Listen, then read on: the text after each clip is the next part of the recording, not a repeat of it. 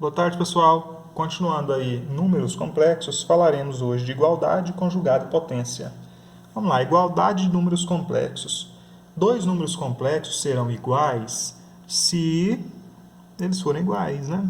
Se a parte real de um número complexo for igual à parte real do outro, e a parte imaginária deste número complexo for igual à parte imaginária do outro. Ou seja, se o valor que está aqui no lugar do A for igual ao valor que está lá no lugar do C, se o valor que está aqui no lugar do B for igual ao valor que está lá no lugar do D, eu digo que Z1 e Z2 são iguais. Dois números complexos são iguais quando parte real igual a parte real, parte imaginária igual a parte imaginária. Bom, então vamos lá para um exemplo, né? Calcule x e y para que Z1 seja igual a Z2, sendo que o Z1 é 3 menos yi e o Z2 é x mais 5 mais i. Bom, parte imaginária é aquele número que está multiplicando i. Multiplicando i, não é somando, né? Não é dividindo, não é subtraindo, é multiplicando i. Então vamos lá, né? Quem está multiplicando i bem aqui, ó, no Z1? Essa é a parte imaginária. Aqui eu vou ter a parte imaginária, vou anotar aqui em cima a parte real e a parte imaginária. Vamos lá, quem que é a parte imaginária aqui? Quem está do lado do i. Olha lá quem está do lado do i, ó. O y, né? Aí você leva o sinalzinho junto, porque esse sinal que aparece à esquerda do número é o sinal do número, né? Então, o sinal do y aqui é menos. Quem é a parte imaginária? Quem está multiplicando i? Menos y. Então, a parte imaginária, menos y. E a parte real? A parte real é quem não tem i. Quem não tem i? O número 3. Agora, vamos analisar a parte real e a parte imaginária lá no Z2, ó. Quem é a parte imaginária no Z2? É o 5? É o x? Olha esse 5 aqui, ó. Está somando i, né? Então, não é. É quem está multiplicando i. Se não tem um número multiplicando i, mas o i está lá, ele está lá pelo menos uma vez, né? Então, significa que o coeficiente dele, quem multiplica dele, é 1. Como o sinal aqui é mais 1. Então, a parte imaginária B aqui, no Z2, é 1 positivo. E a parte real? A parte real é o número que não tem i. Quem não tem i? X e o 5, ambos não têm i. Isso aqui é a parte real, é o que não tem i. Então, a parte real A é x mais 5. Pronto, a gente já sabe qual que é a parte real e a parte imaginária do Z1, e a gente já sabe qual que é a parte real e a parte imaginária do Z2. Para que esses dois números sejam iguais, né, esses Z1 e Z2 aqui sejam iguais, eu preciso que parte real seja igual a parte real. Eu preciso que parte imaginária seja igual a parte imaginária. Então, aqui, no lugar do menos y, precisa estar quem? Precisa estar 1. Menos y é igual a 1, ó, ambos são b. Né? E no lugar do 3 aqui, ó, aqui é quem? X mais 5. Ó, no lugar do A aqui é 3, no lugar do A aqui, x mais 5. Então, nós vamos ter duas equações ali, né? Ó, no lugar do B, você tem menos y. No lugar do B aqui no Z2, você tem 1. Então, menos y tem que ser igual a 1. E no lugar do A aqui no Z2, x mais 5. X mais 5. E no lugar do A lá no Z1, 3. Então, x mais 5 tem que ser igual a 3. Agora é só resolver as equações. Aqui eu multiplico por menos 1, o que vai dar? Y é igual a menos 1, né? Menos e menos mais e menos, menos. Então, já sei o y é menos 1. E o x? X é igual a 3, o 5 está mais, passa menos 5, x é igual a menos 2. Encontramos o x e o y. Vamos trocar lá para ver o que acontece, né? No lugar do y, eu vou pôr menos 1 e ver o que acontece. Se eu pôr menos 1 aqui, vai ficar menos com menos mais 1, né? Mais i. Então, vai ficar assim, ó. 3 mais i. E aqui, se eu trocar o x por menos 2, eu vou fazer o quê? Menos 2 mais 5 dá 3, né? 1i é i, 3 mais i. Aí, ó, os dois números ficaram iguais. 3 mais i, 3 mais i. Para que sejam iguais, então, o y tem que ser menos 1 e o x tem que ser menos 2. Agora, conjugado do número complexo. No conjugado do número complexo, basta a gente trocar o sinal da parte imaginária. Parte real não, hein? Parte real fica igualzinha. Troca o sinal só do B, só da parte imaginária. Então, se o G1 é A mais BI, o seu conjugado a gente representa com um tracinho em cima assim, ó, é A menos BI. Troca o sinal do B, só isso. Por exemplo, calcule o conjugado de Z, que é 5 menos raiz quadrada de 2i. Que jeito que é o conjugado dele? É 5 mais raiz quadrada de 2i. Só isso. Só trocar o sinal da parte imaginária, hein? Parte real não. Parte real continua o mesmo. Continua 5 aqui, positivo, positivo. Agora, a parte imaginária, quem está lá do lado do i, você troca o sinal. Aí fez o conjugado. Potência na unidade imaginária. Bom, potência é aplicado, né? A gente conhece muito bem potência aplicada a números inteiros, racionais, números reais, de modo geral, a gente aplica potência. Agora, nós vamos aplicar a potência na unidade imaginária. Se eu fizer, por exemplo, i elevado a zero. I elevado a zero é uma definição, né? Todo número elevado a zero, por definição, é 1. Então, i elevado a zero é igual a 1 também. I também é um número, né? Não só os números reais, quando elevados a zero, é igual a 1, mas os complexos também. Exceto o próprio zero, qualquer número elevado a zero é igual a 1. E i elevado a 1, todo número elevado a 1 é quem? É ele mesmo, né? Então, i elevado a 1 é o próprio i. E quanto que é i elevado ao quadrado? I elevado ao quadrado, todo mundo sabe, né? Todo mundo sabe o que é i elevado ao quadrado, porque i ao quadrado é a definição dos números complexos, é a definição de unidade imaginária.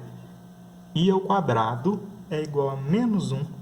Afinal de contas, vocês se lembram lá como que a gente surgiu o i? Como que a gente criou esse i aí? De onde veio o tal do i? Veio daqui, ó, raiz quadrada de menos 1 é igual a i. Lembra disso? Raiz quadrada de menos 1 é igual a i. Se eu pegar esse quadrado e passar para lá, quer dizer, pegar esse índice 2, essa raiz quadrada e passar para lá, vai passar o quê? Passar expoente, né? Eu vou ter sim, ó, menos 1 igual a i ao quadrado. Aí, ó, esse quadrado aqui passa para cá raiz, e se ele for raiz, ele passa para lá quadrado. Então, o que a gente obtém?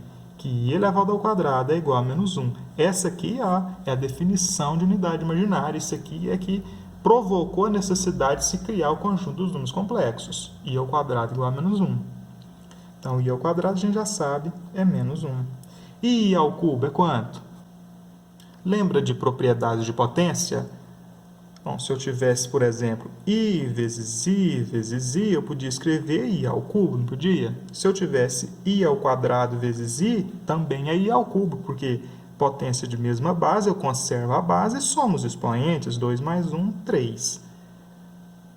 Então, i ao quadrado vezes i é i ao cubo. Eu posso escrever diferente, né? Ao invés de escrever i ao cubo, escrever i ao quadrado vezes i. É o que nós vamos fazer ali, ó.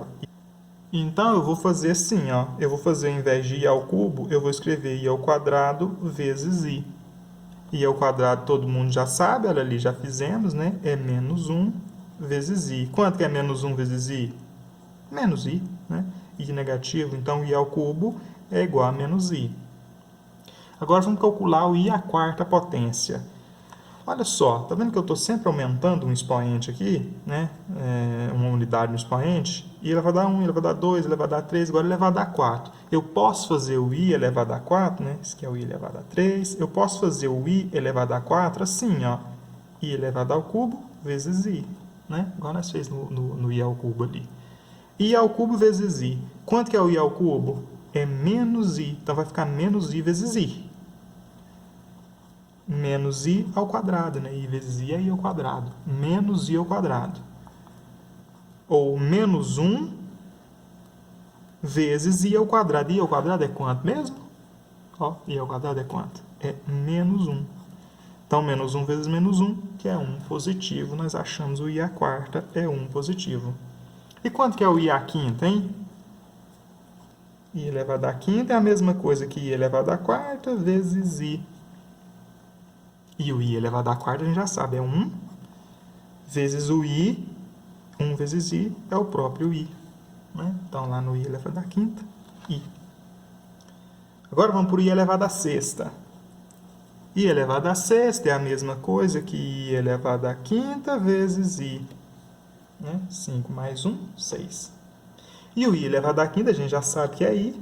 Agora eu vou multiplicar pelo i. Quanto que é i vezes i? É i ao quadrado. I ao quadrado é menos 1. Então, lá no i elevado à sexta, quanto é i elevado à sexta? É menos 1. Agora, i elevado à sétima potência. Como é que faz o i elevado à sétima potência? I elevado à sexta vezes i, né? I elevado à sexta, vai lá quanto que é? É menos 1. Então, vai ficar menos 1 vezes i, que é menos i. I elevado a 7 é menos i. Observa que nós repetimos os mesmos valores de i elevado a 0 até i elevado a 3. A gente repete os mesmos valores de i elevado a 4 até i elevado a 7. E isso vai sempre se repetir de 4 em 4. Os valores da potência na unidade imaginária são cíclicos, eles sempre se repetem. 1i menos 1 menos i. 1i menos 1 menos i. Então, o i elevado a 8, segundo esse princípio aí que eu falei para vocês, a gente já não precisa nem fazer a conta, a gente já sabe que é 1, né? I elevado a 9 é i. I elevado a 10, menos 1. I elevado a 11, menos i. E sempre vai se repetir. Isso é muito bom, é muito útil, saber que ele sempre se repete de 4 em 4, porque a gente consegue calcular potências enormes sem ter que fazer i vezes i vezes i vezes i vezes i a vida inteira. Bastante simples a gente calcular uma potência na unidade imaginária. Já que ele se repete de 4 em 4, o que a gente faz? A gente pega esse expoente aqui, ó, divide por 4 e não pega o quociente, não serve o quociente para nós. Nós pega o resto da divisão e troca esse expoente aqui pelo resto da divisão dele mesmo por 4. Vamos fazer uma vez aqui para ficar claro o que é. I elevado a 200, você vai fazer o quê? Você vai pegar o expoente 200, o expoente que já está lá, vai dividir por 4. 1 dividido por 4. 20 dividido por 4, 5. 5 vezes 4, 20. Para 20, nada. Desceu 0. 0 dividido por 4, 0. 0 vezes 4, 0. Para 0, nada. Né? Então, 50. Serve para alguma coisa 50? Não para cá. Tá? O que serve para nós é o resto da divisão. Olha o resto lá. Ó. O resto dá 0, não deu? Então, i elevado a 200 é a mesma coisa que i elevado a 0. O resto da divisão é que é importante para nós. I elevado a 0 é quanto? É 1. Olha só. I elevado a 8. 8 dividido por 4 é 2, sobra resto 0. Então, i elevado a 8 é igual a i elevado a 0, que é 1. I elevado a 4. 4 dividido por 4, 1. Resto 0. Então, i elevado a 4 é a mesma coisa que i elevado a 0, que é 1. Vamos lá, né? 20 dividido por 4, 5. 5 vezes 4, 20. Para 20, nada. Desce o 1. 0 vezes 4, 0. 1 menos 0, 1. Então, nós tivemos um resto 1 aqui, ó. I elevado a 201 é a mesma coisa que i elevado a 1, que é o próprio i. Agora, vamos para 202. Qual vai ser o resto da divisão, hein? 202 dividido por 4. 50 vezes 4, 200. Sobrou quanto de resto? Sobrou 2. Então, i elevado a 202 é a mesma coisa que i ao quadrado, que é menos 1. E 203 dividido por 4? 50. 50 vezes 4, 200. Para 203, sobra resto 3. Então, i elevado a 203 é a mesma coisa que i ao cubo, que é menos i. Veja que se repetem os valores.